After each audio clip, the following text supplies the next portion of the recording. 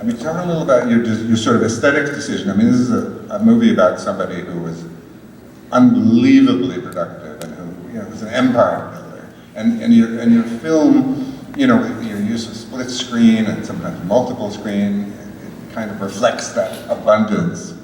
I mean, it's a style that we have, and we've made, this is our 5th documentary. And we do a lot of multiple screen and a lot of multiple imagery. But what we really felt with this film was that it needed to be grand and it needed to be beautiful. And so every interview we shot with 3 cameras, so that we could do the wide shots, because we really wanted those big, beautiful wide shots of locations, like Maxime's, or like you can go to a studio. We just felt like we wanted to see the world more. Our original idea, which Pierre Cardin really liked, but we could never quite figure it out, was to shoot in 3D. He loved that. Yeah. But we never got that. He liked that. Is there going to be any U.S. distribution? Do you have a deal? So we've just signed for U.S. distribution, and so we sold 20 territories of the film worldwide, so it will come out in France, Germany, Italy, Japan, China, Russia, etc., etc. And we had never sold the U.S., and it was becoming sort of like the albatross around our necks, which is that we could not get the U.S. sold, and we just now had a company that came a little bit out of the blue and came at us fast and said they wanted to close before Christmas. And then they couldn't close before Christmas, so they wanted to close before New Year's, so we just... And then our producer, who we met in Paris, Corey Coppola, and the guy who owns this company was Robert Schwartzman, and we Google and we're like, he's a Coppola. Corey, yeah, my cousin. So we're like, well, that seems... But it was not, it did not come that way. Right. We actually discovered that watching the movie.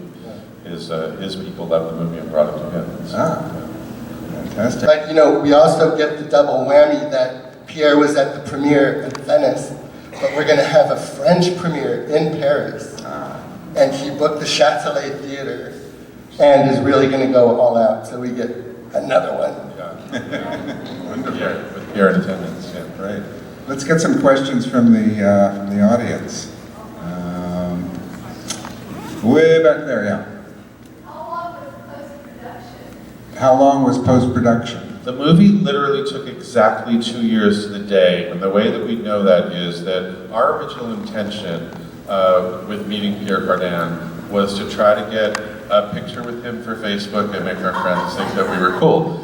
And so that picture popped up when we were at the Venice premiere of the film, and it was the day that the film was about to premiere, and I got one of those Facebook 2 years ago to the day. That we had met Pierre Cardin. It took exactly 2 years to make.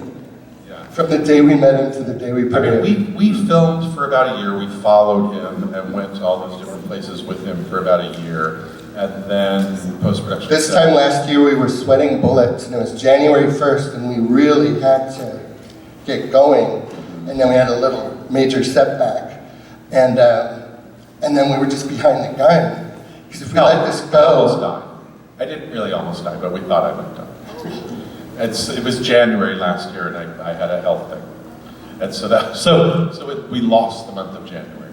And then we were like, oh my God, we'll never make Cannes. And then we realized that that Venice was the correct premiere for it. And we just like worked and worked. Because also if we let it with documentaries, we often go, oh, we have to let this one go another year, right? We're gonna miss the festivals, or just because we're not ready. And we were like, we can't let it go another year with Pierre. You can't do that when someone is 96 going on 97. Right. And you really wanted the film to be a celebration of his life, and who he is, and have him be there and be able to appreciate it and celebrate it himself.